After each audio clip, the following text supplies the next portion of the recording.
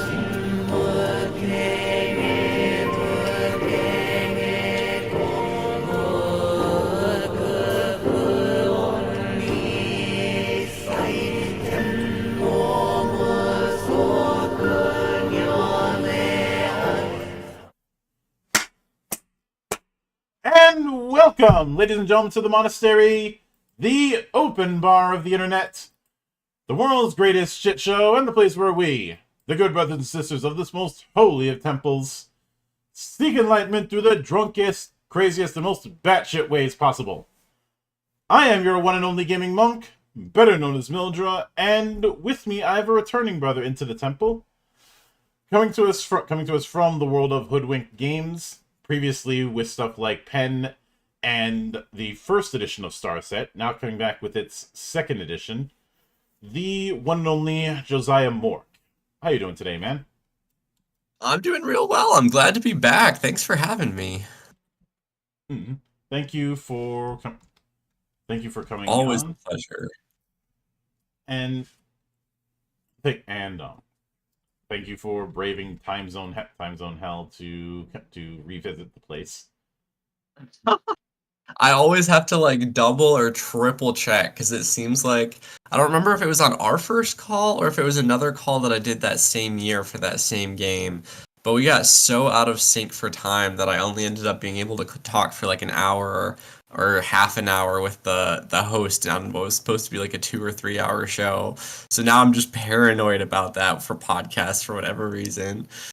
Yeah, for years I've been paranoid when it comes to time zones because of one instance early on where I had assumed that the time zone that based on the location on the Kickstarter I was covering was their location, and technically speaking it was for about half of the year, because Oh the no. person in question has a teaching job in Taiwan, and I just Oh happened to no. contact him during the time of the year where he wasn't it, because it said Portland, Oregon, which I figured okay, a couple hours difference for me. But at the time we set things up, he was in Taiwan, which Oh, is that's so more than a couple unfortunate. hours. Yeah. Oh man. I ended up actually on this last Kickstarter on the Pen RPG. I had a guy back from Kuwait, um, which was cool. I mean, I'd never sold a game in Kuwait before, so that was really fun. But I sent the book to him, and his Kickstarter address was like Belgium or something. So I was like, huh, that's interesting. Like he must just be on like a long-term trip abroad or like maybe like working on contract or something, whatever. Mail the book to him. Mhm. It takes like 2 months. Somehow the book goes from here to Europe to North Africa to Kuwait, then leaves Kuwait, goes to the Congo, and ends up getting lost in the Congo. Or at least I assume it's lost. After 2 months, I just stopped checking on it because I could not figure out what was going on. And I contact the guy, and he's like, dang, yeah, that's really weird. How about you just send one to my address in Florida? And I'm like, oh, that's so much easier. We can handle that. We can do Florida. Yeah, which would that technically make that a Florida man story? That's a good question. I'll have to ask him at some point. Yeah, I've done cases of Baker, Florida, in the past, or just going over Florida man stories, and every Florida man stories are not limited to Florida man, are not limited to Florida itself. I will state that. Uh, sometimes it becomes a Darwin Award. There was a guy in South there was a guy in South Africa, and I may have told you the story, who found a baby hippo and decided to raise it, even Mm, though his coworkers, his friends, his family, and his wife were telling him don't do that.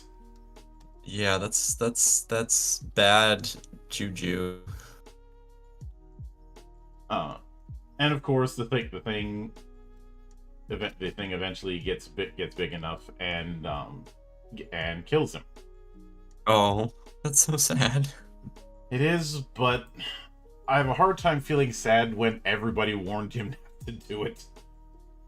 It's true. I mean, it's still a man dying, which is real unfortunate, but when he had every opportunity not to, ugh, that's the definition of tragedy right there. Mhm. That's why it got in the Darwin Awards. If you receive a Darwin Award, you're not supposed to have lived afterwards. Yeah. Uh, Poor man. but because hippos kill more people in Africa than lions. I've heard that, and they kill more than sharks too, right? Yeah. When it comes to the big threats in the ocean, it's not usually sharks, it's usually orcas. To the point Oh, where whenever a pod of orcas show up, sharks will get the hell out of Dodge. huh. Who'd have thunk?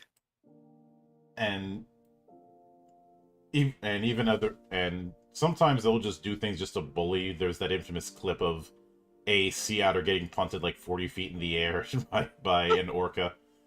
Um, or they'll like tail slap mantas just because they can.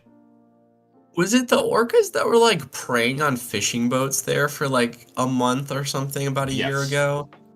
Oh my gosh, I just remember like every couple days there'd be a new thing of like a pod of orcas just taking down a fishing boat in the middle of the ocean. Mm-hmm. Yeah, there's been those kind of things that have happened, and because of that, orcas are on the list when it comes to animals that have zero fucks to give. Mm. Obviously, the king of that is honey badgers.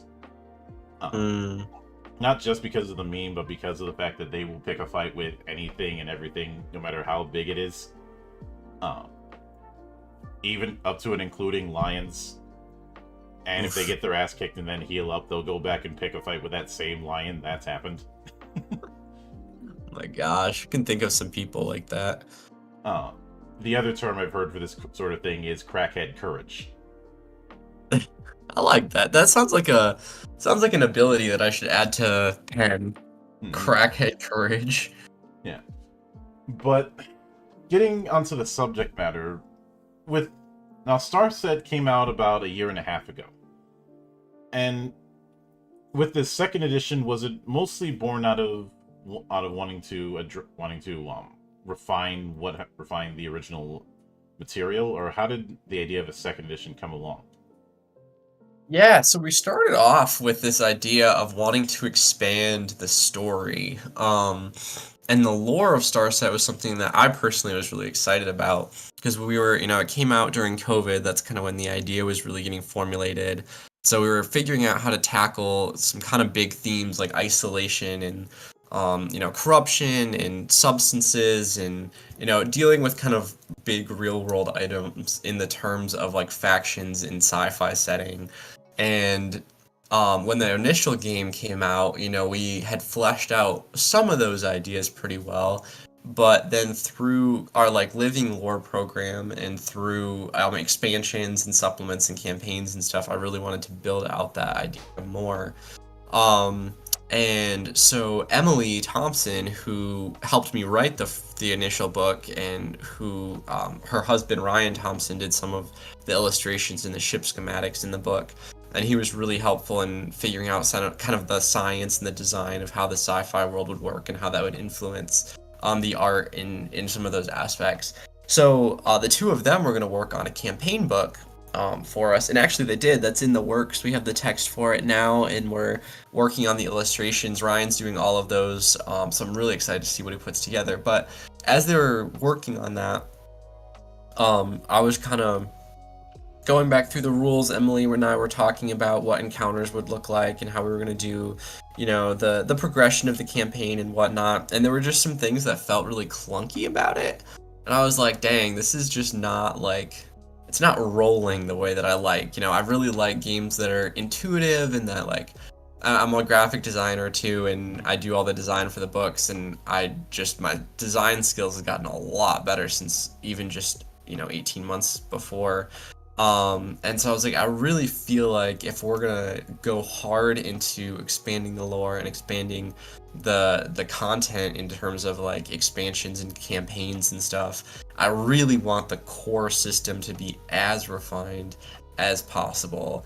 And already had, most of the mechanics for the book was gonna be fine still. It was gonna be cross-compatible and set up. There was just tinkering and adding that I wanted to kind of flesh out those ideas more. And so it worked out because Ryan and Emily, they have a baby now, and you know they were kind of working on it as they were able, but it wasn't coming together as quickly as we had originally expected. And so I was like, this is a great opportunity for me to just clean everything up, repackage it, relaunch it, and make it a really strong foundation for this expansion and then for all of our future books because we're hoping to support it for a really long time. Mhm. Yeah, I can get that. Now, when you mentioned things not clicking, are there any examples you can think of something that seemed like a good idea but was just not communicated the way you wanted it to? Oh yeah, there's a host of things. So from the game design side of things, factions were a big one. We have like, you know, over a dozen factions in the game, and they're really, I really enjoy the factions in Starset. We put a lot of thought into them because each one tries to capture an idea. And the idea of Starset as a whole is that, you know, the solar system is collapsing and there's no hope in the idea of getting out of the solar system. And so you have all of these factions that are trying to reconcile that by promising hope in other avenues like war or profit or religion or drugs or entertainment or whatever. And I thought that was just really cool. Like, obviously, in the story, factions are going to play a big role in tackling those topics. But mechanically, they just really didn't feel like they had any impact because you kept a counter of your reputation with these different factions, but it never actually ended up mattering except for in like role playing scenarios. And so in the new edition, I fleshed it out so that now characters have an income system where you pick the faction that you're essentially hired by or like indebted to, and you collect income based off of your reputation with them. And then I also took a bunch of the keywords, and those are the ones that like affect how your character progresses and the abilities that you collect and stuff as you level up. And I linked a lot more of those in rewriting all the characteristics to your faction affiliations and how things can change. Like if you start off loyal to one faction and then you leave them, based on the characteristics that you have, can really penalize you, or it can really benefit you to stay loyal to one even as you're going through different challenges and kind of moral dilemmas and whatever. So it just really knit your character mechanically to the factions a lot more, which was really fun. Mm-hmm. And then there were some things in the graphic design as well of like I created these little tables and charts or items, and the idea being that they would be really intuitive to just be able to glance over the charts and see what the items did in the first edition, and that just by the end it did not translate. Like the tables felt really contrived and it was really confusing to read them, and any items that had like special abilities or special effects didn't really accommodate into the tables well, and so they felt really clunky, and so we just scrapped that entirely and just made it simple, easy to read, easy to explain text blocks. And we did that with NPCs too, where NPCs had kind of these contrived table setups that you like plugged and played with. And now NPCs are just a collection of stats, collection of items, description, and faction affiliation, and it keeps it really smooth, really simple, really easy to work with. Um, so there were just little things like that that just felt like they needed to be refined a bit more. Yeah, and I can certainly get that. And was there anything that you felt needed to, because of either being evolved out of or something else needed to just go, like just get ejected? Oh, that's a good question. Um, I I don't think we actually did end up cutting anything. I think it was mostly just slimming down. We did simplify. So like the toughness system used to be like if you have a toughness in this range of values, then attacking you is a difficult roll, and that modifies the attacker's roll by this much.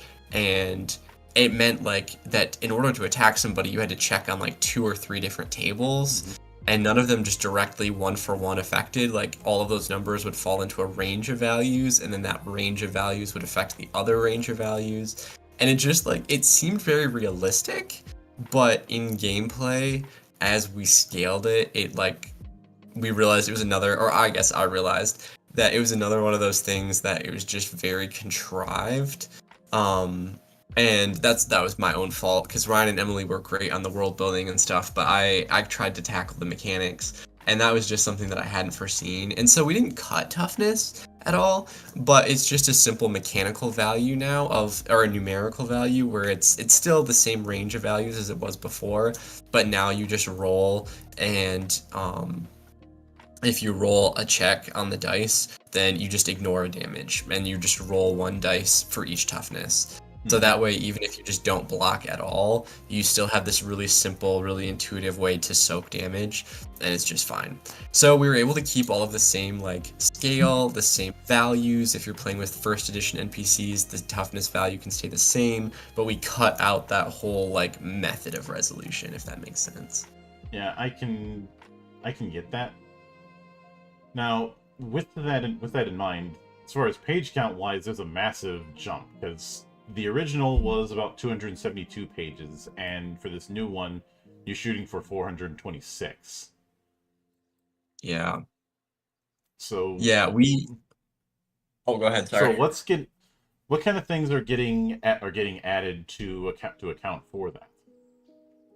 Yeah, so we added, there are some things like the income system, added that took up a couple pages.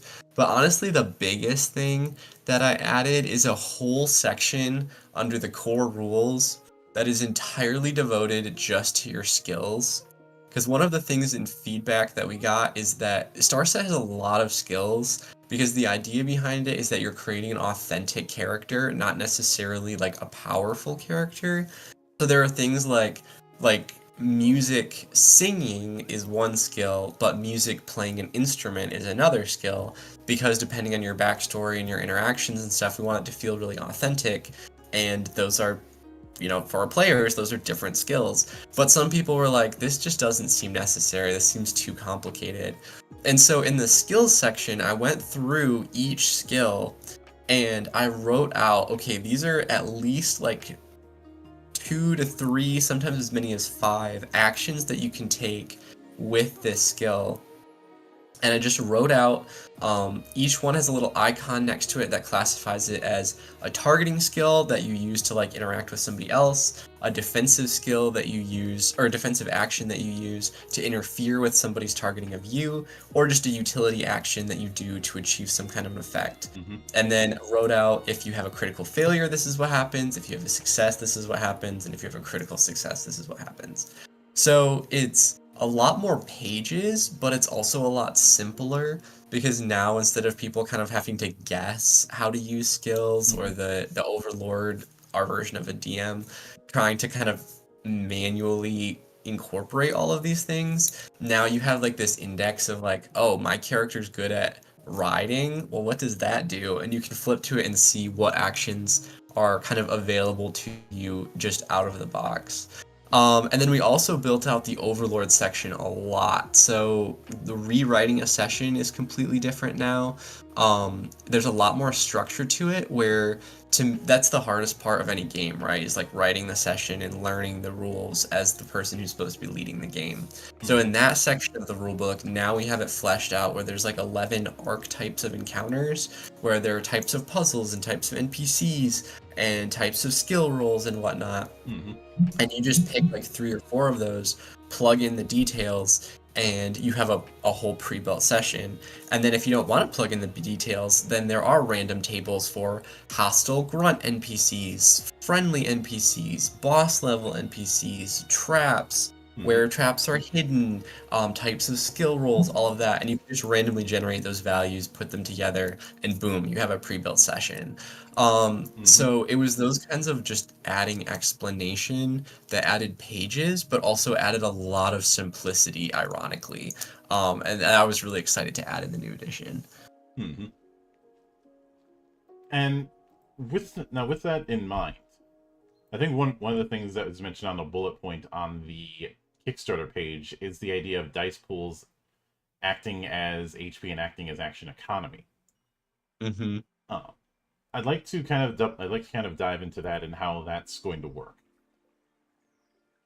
Yeah, so the way it works is on your turn, or at the start of your turn, you get a dice pool based on the vitality of your character. And your vitality is determined by primarily your age, how many backstory points you took during character creation. And usually it's a number between like 5 and 8-ish. And that's the number of dice that you get at the start of your turn. But if you've taken any injuries or any fatigue, which fatigue is essentially just easier to get rid of injuries, then those are deducted from the dice that you start with. So then you can spend those dice on actions, and you can roll up to 5 dice per action. So you can kind of split that dice pool into a bunch of actions that all only use 1 or 2 dice to kind of simulate, frantic, imprecise actions, or you can roll them more or less all together in 1 or 2 focused big actions. But then as you do that and as you take damage, then your action economy starts to shrink, and so there becomes kind of this death spiral of once you start getting hit, you kind of need to decide, am I going to go all in or am I going to get out? Because we really wanted to, again, incorporate the like horror aspect and incorporate the realisticness of combat into the game, because once you get shot or something in a battle or in a fight, or stabbed, like realistically most people are not really going to be able to win a fight after that point. And so we kind of built that into how you have to make those decisions using your dice pool. And because of that, how do you make sure that people don't play overly defensive and end up what's known in the fighting game community as turtling? Yeah. Well, so the hard thing about that is that there aren't a lot of great ways to turtle in the game. Combat as a whole is just designed to be very lethal. And so it's kind of alluded to throughout that like you really don't want to pick fights because characters in this setting aren't like heroes or like these epic, powerful figures. They're just kind of everyday people. So if you decide to pick a fight, you're pretty much in it. And if someone picks a fight with you, that should be like a really scary thing. And the Overlord is kind of told that ahead of time, like when you're planning a session, that if you decide to add combat, that can be really scary, and running away should always be a legitimate option, even if there are role-playing consequences. So it's not really an option to just kind of hide and wait it out, or sit and tough it out. You kind of have to engage with it in one way or another, because once it starts, you're in it. Yeah, I can get that. But that also makes for really fun, role playing too, because then you have to get really creative. Like there are actions that are designed to kind of get you out of those scenarios and to be kind of tricky and to be non-violent too. Like in your keywords, your backstory keywords, those give you options too. Like if you have the mercy keyword, which means that your character was going through a really hard time and received unexpected mercy from somebody who could have really harmed them, then they gain the ability to show mercy to other people as well. And you can, if like you would make a killing blow or a damaging blow, you can instead essentially make it non-lethal. And if it's big enough, then the NPC that you're targeting becomes non-hostile because they're just kind of like shaken by the fact that you didn't hurt them but could have. And like the music song skill can be used not just to like sing and distract, although that is an option, but it can also be used to kind of use those vocal intonations to mimic a person's voice and kind of trick or distract in that way too. So the game does try to give you outs of like, if you are in this scenario, here's a way that you can just create a cool story aspect to escape. But it is dangerous. Yeah. Now, you mentioned earlier a desire to give a bit more impact to character relationships with factions in more than just a role-playing sense or in a track sense. How do you go about that? And could you use one of the factions as a kind of example of what that entails? Yeah. So So there are a couple different ways with that. I think the income and the keywords are the biggest. So let's see if I can find a good example here. So as you're doing your backstory of your character creation, you're doing kind of this choose your own adventure almost, where you're getting these randomly generated events that then you make decisions based on, and those decisions affect your characters So a life starting. path system. Yes, that's a great way to describe it. Yep. Um, and then you pick up keywords as you do that, and some of them will mean that you had encounters with factions. So, like bounty is a good example. That means that you did something that really ticked somebody off, and now there's a bounty on your head. And when you do that, you have to choose a faction that your character has a negative reputation with, and they're the ones that set the bounty. And as your character levels up and gets more powerful, the bounty increases, and the power of the bounty hunters that you might encounter in social situations also increases. And so you have to pay off that to the faction or representative of the faction to get rid of it. There's another one like, let's see, criminal is a keyword that you can get, and the underworld is a faction in the game where it's just kind of the general catch-all for the criminal underbelly. And when you have the criminal keyword, you get to come up with your own like gang or criminal organization that your character was affiliated with. And when you engage with representatives of that specific like sub-faction that you got to invent, then you get to increase your befriend leadership and your seduction roles with members of that group because you kind of have that social in with them. So there are a lot of opportunities like that where you get to even create your own little sub-faction that then creates a connection. Yeah. Yeah, I could certainly see that. And I suppose one of the examples might be within. You already mentioned the whole thing with bounty hunting as an example, but is it possible that with certain factions there is specific equipment or the like that you could only get if you're associated in a certain level of standing with that faction? Yeah, so there isn't one that's like faction specific, but there are types of items that are contraband, and you can only legally have them by receiving a license to possess them from a faction that has kind of governing control. So, for example, the Supreme Republic is kind of the hegemony government over everybody, and you have to get a license from them to like I think to kill or something like that, to get military license to get certain levels of like really powerful equipment. And the Ganymede Helix is kind of like the Dune Comb group, sort of, where they just kind of have a monopoly on trade.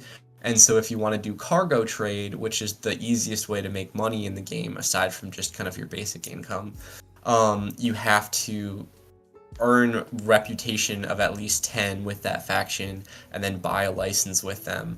Or else, if one of their representatives find that you have cargo, you lose a bunch of reputation, the cargo gets seized, and then that can even spark like combat. So there's kind of guidance for overlords of how to handle doling out these licenses and the equipment that come with them. Yeah, I could certainly see that. And when you mentioned one of the ones being akin to Dune and their control over trade, what immediately came to mind was the navigators. Mm-hmm. And Yeah. If the navigators say you're not moving stuff, you ain't moving stuff. Yeah. They pretty much Pretty much have a monopoly on FTL travel when it comes to folding space, which gives them a lot of political pull.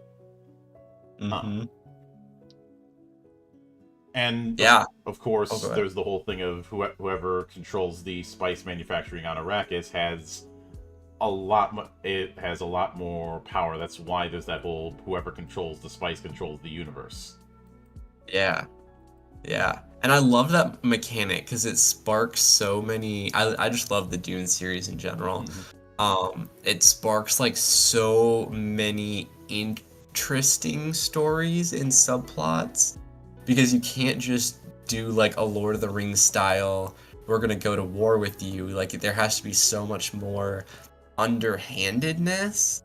And with Starset, I kind of took that concept and then broke it out where you have like the Ganymede Helix is controlling the trade aspect of life, but then you have like the Revelers who pretty much have a monopoly on commercial art. So you can't even really express yourself without their sign off. And then you have the Supreme Republic, and they control the central banking system. And nobody will trade with you, period, on anything unless you use the central banking system, because if you don't, then they get blackballed and the SRM comes and just obliterates you. And so it parses out all of these aspects of life and almost makes you barter with factions just to live and to experience these different aspects of life. When it comes And to it felt that, pretty fun. when it comes to that, the other thing that I can't help but channel is Comstar in the BattleTech universe. Not as familiar with that one, actually. There is a bit of a theme of technology stagnating because of the long periods of warfare within that universe between the different factions, to the point where they've kind of become neo-feudalistic noble houses that are hiring out mercenaries. So think of 100 Years' War that ends up going for over 250 years, and that's just the succession wars. Oof. because originally they were united in what was known as the Star League. Then the American Civil War happens, and the entire house that was the ruling body gets wiped out, and nobody can agree on who's taking over. Because everybody wants that seat, and it took them 250 years to realize, okay, nobody's having it. But one of the powers involved is Comstar. They have a very small amount of territory in known space, what's known as the Inner Sphere. But they have one significant advantage. They maintain the Hyperpulse Generator Network, the HPG network. This is what allows for interstellar communication. They also manage the MRPC, which is a certification system for hiring out mercenaries. And in addition to all of that, the primary currency is the C-bill, which they distribute. And if somebody's doing something that they don't like, or if somebody is upsetting their idea of the balance of power, they have ways of dealing with someone, because in addition to having spies pretty much everywhere, they are no strangers to all manner of tactical fuckery, as it were. So I don't know, maybe the person who's raising a fuss has a fall down a flight of bullets or something, or all of a sudden their millions and millions of dollars that they were hoarding just mysteriously disappears, or the one time that they're trying to call for backup during a fight, nobody's getting the message. Real shame when that happens. And yeah, those are some pretty vital functions. And of course, when those things happen, they will just say, we had nothing to do with it, and we take no responsibility for what happened. Even though everybody knows that is complete bullshit. Right. That's funny. Even going so far as to ambush people they don't like with white ships, just so that nobody can trace whose ships it actually was. Dang. I like it. I like their style. And I always imagined that if I were to like be in a Game of Thrones type situation or a Dune type situation, I would hate to be in the spotlight of war. Like, I would hate to be one of the main combatants. but I love the idea of like the power you wield in silence and in like leveraging those little things behind the scenes. Like that seems like such a more appealing aspect of power to me and so much more fun to explore in like writing and in lore. Yeah, when I've played 4X games, instead of being the faction that had a lot of military power, I would always lean towards having having power behind the scenes. Mm. Basically the in basically getting say minor factions or the like to handle the fighting while as a glorified distraction. You and I are no stranger to 40k combat, so you're probably familiar with the term distraction carnifex. Yeah. You know, the big ass unit to get the enemy's attention, while you have the actual angle that you're going to use set up. Yeah, the whole battalions of Astra Militarum that are just sent to charge in and die so that they can distract the enemy and make them look the other way for a second while the Space Marines or the Basilisks chug through. I remember making a meme about how the Basilisk has so much range that it can shoot at battles on the next table over. I like the idea of it. Because it is basically the equivalent of y'all are talking some mad shit for some grid coordinates. Yeah, pretty much. Yeah, but now I do find it a bit interesting that the sample setting you have of New Detroit. First off, it's a bit amusing that even in the far future, Detroit is still a shithole. But with that particular one shot that you have, is it one that's built for a one session, or when you say it's a one shot, is it like one full story? It's more of one session, but well, first of all, I gotta defend my home state, right? So I'm a Michigander at heart, and Detroit has had its hard times, but you know, after the fact that Rocket Mortgage pretty much bought the whole city, I hear it's a pretty nice place these days. So I had to pay homage to it a little bit in the game, but Yeah. it has a soft place in my heart. It does. But yeah, it's the one shot is designed to kind of walk you through the paces of just like 2 or 3 key locations in the city. But when we practiced the one shot, or not even really practiced, when we tested it, when I was playing it with Ryan and Emily, we just kept finding that there were so many cool directions that you could go and like places that you could visit. And so I really tried to lean into that. And you can see there's a map of New Detroit included in the game with probably 10 or so locations on it, maybe a dozen locations on it. And you only really visit like 2 or 3 of them in the session. And then in the book, there's explanations and kind of elaboration on what you'll find in probably like 6 of them.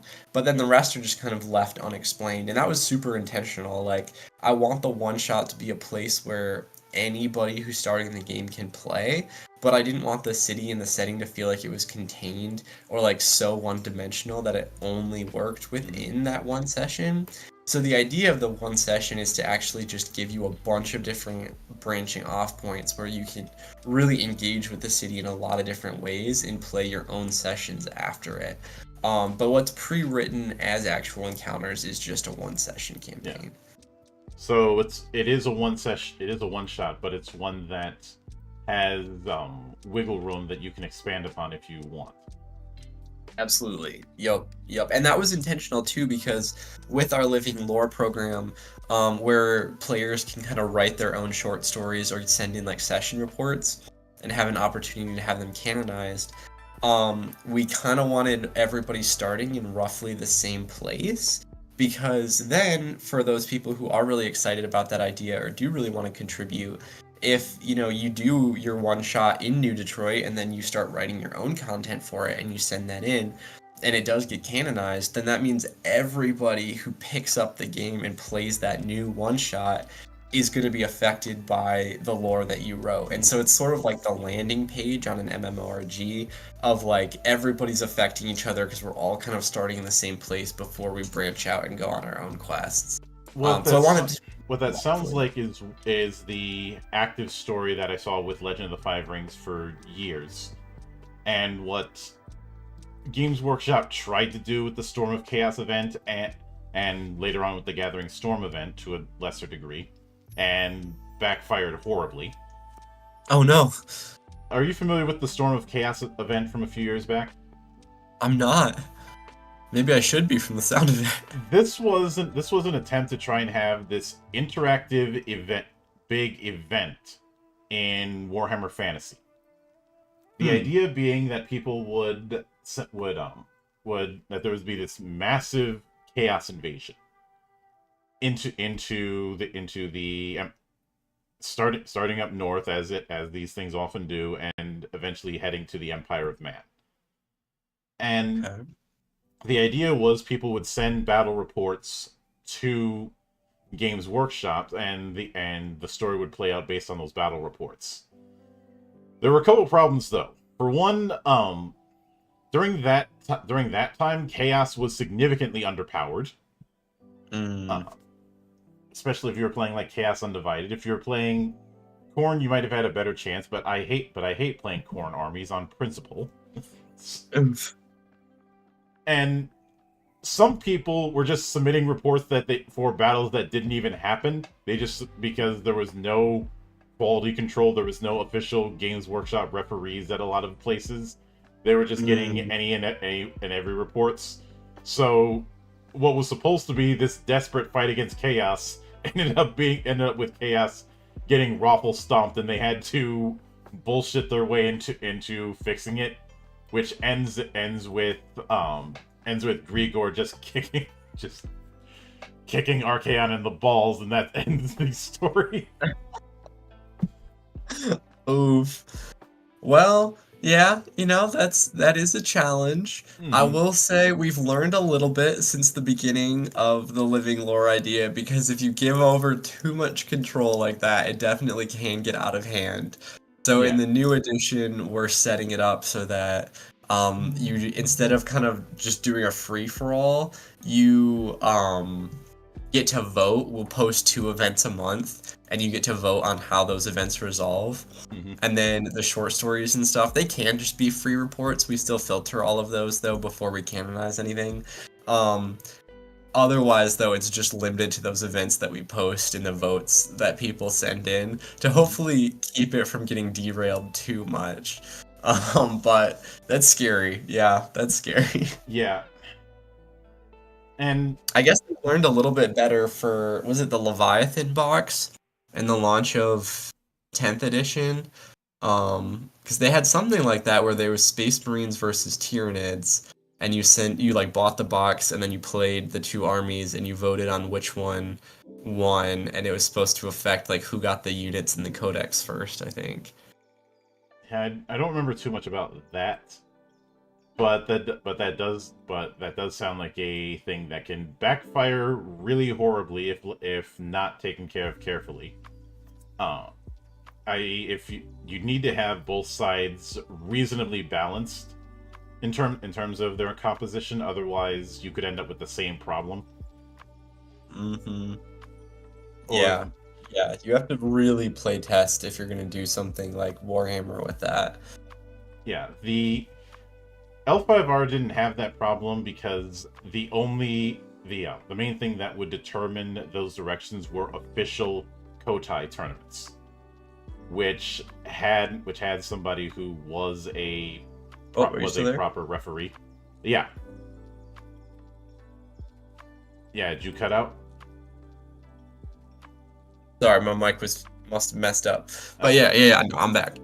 Yeah, the point is that there was a degree of control with the Kotai tournament, so these kind of things didn't happen. and because of they even had a list of stores where those events would be taking place. Much in the same way that there's certain spots you have to go to do official tournaments for like Magic or the like. And because of that, it kind of bottlenecks the problem. That's really smart, and I would actually love to do that. I was looking at in the most recent Kickstarter, we kind of have like hotspot cities around the US, well, even in Australia and UK, honestly. And I would love to do more like structured narrative events, like almost do like a book tour type thing.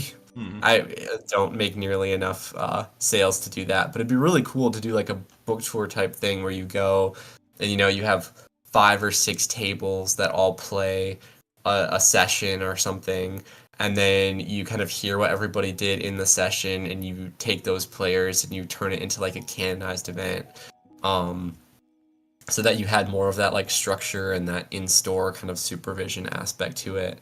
But also, I feel like that'd be really cool for the players to be part of like that level of like a structured, invited system of storytelling. That just seemed like a lot of fun.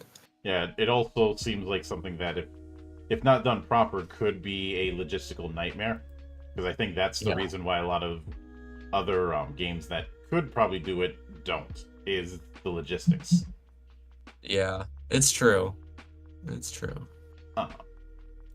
Now, with that in mind, from what I recall, wasn't the original Starset one that was mainly a success-based approach? But with second edition, you have it where you have exploding dice and imploding dice. You mean with the negative ones? Yeah. That actually is a carryover from first edition. The 6s getting re-rolled and the 1s being a penalty. Yeah. Yup. And when it comes to setting that kind of thing up, have there been cases where somebody thought, "Oh, I'm rolling a bunch of dice, I'll get a bunch of successes," and they got some successes and then got it negated? Yes, yeah, that does happen, and it's actually really fun. Like, I know that doesn't sound fun, it sounds like it'd be really frustrating, but it does give a level of, again, suspense, which is kind of what we're going for in the sci-fi horror aspect of things, where, like, you can, if you're right on the edge of a success and you have that 6, it's like, I could re-roll it, and I could maybe succeed, or I could re-roll it and get a 1 and get a critical failure, and it would go really badly. And it's a lot of decision making in the story. And then there are some times where it's just like, oh man, I'm just like crushing this guy, I'm gonna roll these 6s to like do extra damage, and then you kind of work against yourself, and it creates a really funny moment of like, oh dang, okay, I really overextended, and it creates these kind of like cinematic moments almost of when there's karma involved, I guess. So it definitely does come up, yeah. Yep. I can certainly see it. Now, with that in mind, what would you be shooting for as far as a release window? Not a date, but a ballpark.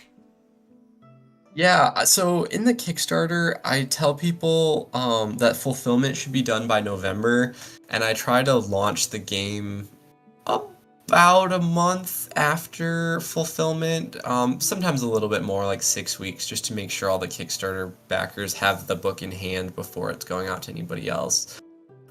That said, I said November just because this is a really busy year for me. I'm graduating my master's program in May, hopefully moving and getting a job somewhere over the summer, getting married in October, all of that.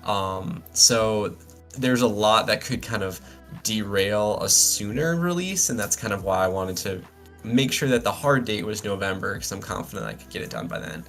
But the book is getting edited right now. I mean, it's been pretty well play tested. It's pretty much ready. We have print prototypes and everything that we're really happy with.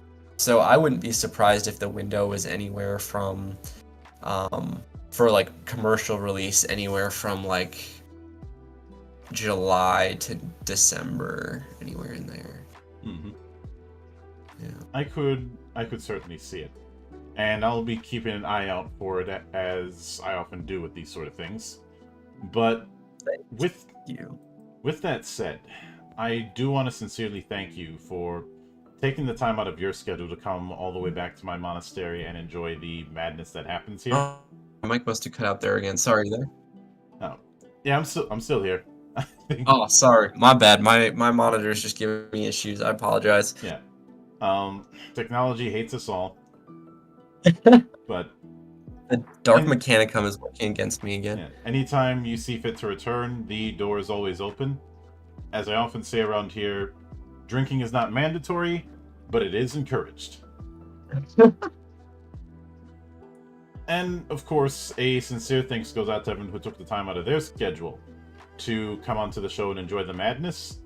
And there'll be plenty more where that came from, as there always is here, on the open bar of the internet.